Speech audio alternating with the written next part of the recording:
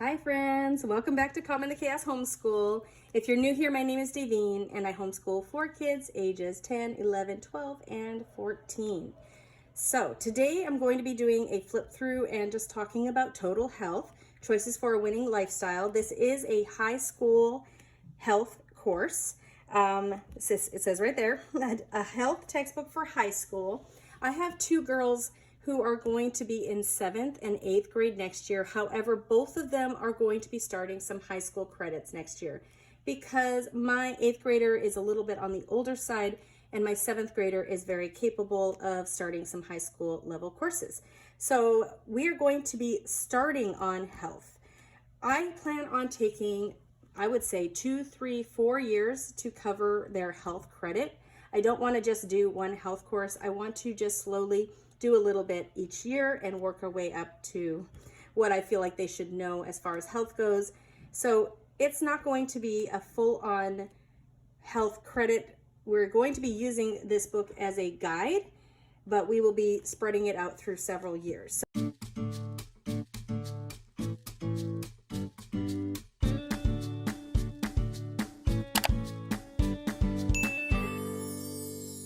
So I just wanted to show you inside of here just so you could know if this is something you might want to do, either spread out like we do or as a health credit 1 year for your kid when they're in high school. It is definitely a thick book, so it is definitely enough for a credit course. So let's take a look at the table of contents here. All right, so here we go. We have introduction, a higher goal, physical health, welcome to the human body, 11 systems, 1 body, nutrition. We have fitness and exercise, infectious disease, non-infectious disease. Then we have mental health, stress and anxiety, life management, made in his image, social health, head to toe, risky business, what's your responsibility, maturity, what's it all about, changing relationships. So I will say, first of all, this is definitely a Christian curriculum coming from a Christian worldview.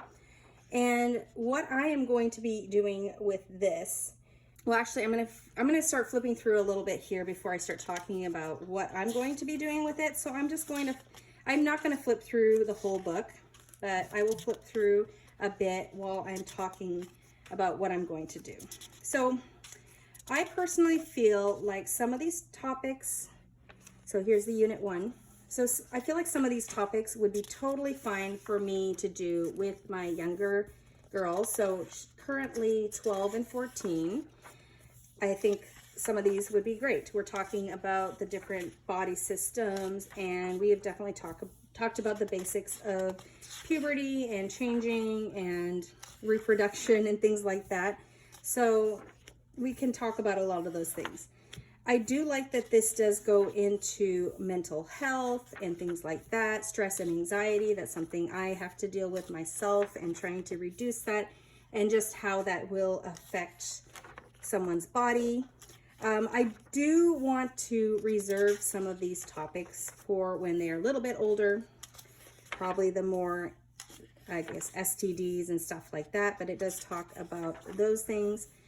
Additionally, it does have that health and nutrition section, and I don't know your views on health and nutrition. So this chapter here, it's a little problematic for me just because it is more of the traditional health and nutrition that we learned growing up in school that I don't necessarily, this whole food pyramid thing, I don't necessarily agree with this anymore. Now that I'm older, now that I have done my own research, I think new research has come out. So I feel like in that way, I don't know how you want to teach your children about health and nutrition, but honestly, to me, I would flip the pyramid, talk about healthy fats, protein, and you would want to be doing the least amount of things like that. But that's my personal views on health and nutrition. So I don't know if I will have them do this chapter, or if I would do it with them and talk about the differences, or if we just cover it enough in our own home with my own things that I've been experiencing with my health and how eating differently than what has been traditionally prescribed has helped me. So I don't know, I might skip this whole nutrition section, I'm not sure. And then another thing is, so at the end, let's take a look at this one. So we have fitness and exercise. So we're gonna have them go through here. How I'm going to do it is going to be more of a Charlotte Mason narration style. So they're going to be keeping their own little journals. They're going to read a few pages, and then they're going to write down some things that they learned, some things that they found interesting, things like that. And then they do have at the back of each chapter, they do have chapter review. So they have like define, they have explain, they have discuss, and then they have activities. So I'm not exactly sure how I'm going to tackle all that. I don't feel like it's super important to just know how to define all this unless they were going into some kind of physical education type background. I'm not sure on if I care if they could answer all these questions. I really just want them to learn what they need to learn. Discussion, that is something I probably would want to go over with them. I could probably do that with them. And then suggested activity, I was thinking of having them pick one or two of the suggested activities and get them to complete that when they're done each chapter. I think that would be more memorable and more applicable to them. All right, so here's the section on infectious diseases, which ranges from all sorts of, all sorts of infected diseases. And yeah, my 14-year-old is a little bit sensitive when it comes to diseases and stuff like that, so I might want to wait a little bit on that. My 12-year-old would be totally fine. But then we have non-infectious diseases. So I'm thinking that's probably, I'm going to stop this year before we get to the diseases section. And I'm definitely going to pre-read each section before I assign it to my kids. I was planning on doing that this year, but I never got around, like this summer. But, life happened, and I have not been able to do the pre-reading that I would like to do. All right, so I'm about halfway through the book at this point. Maybe not quite halfway, but that is sort of what you can expect. Another reason I would pre-read this is because I think as Christians, even as Christians, we have different beliefs about different things, and I would want to make sure that things are explained in a way that I feel are helpful.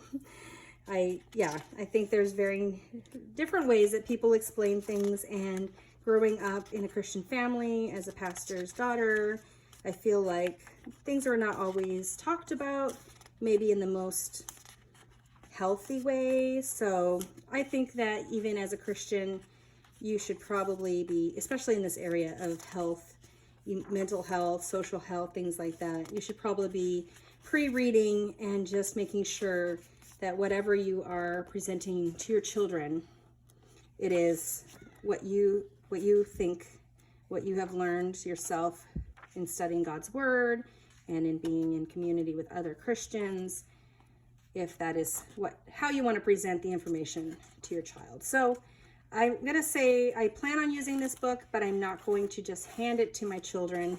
I'm definitely going to be a part of them learning this. Even if they're reading it on their own, I'm going to be pre-reading and things like that.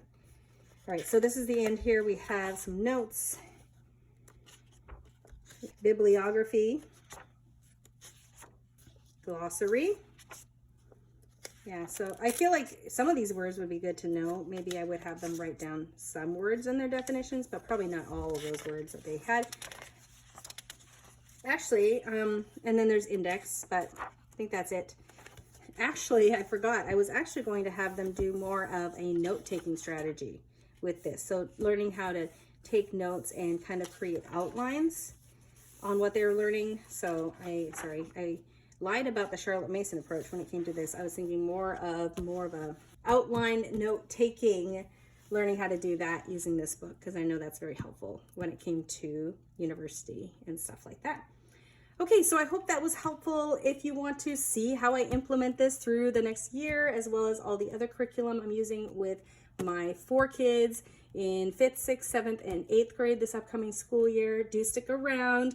If you like videos like this, give me a like and subscribe and hit the bell notification so you're notified of future videos. Thank you for coming today, and I hope to see you in my next video. Bye, everybody.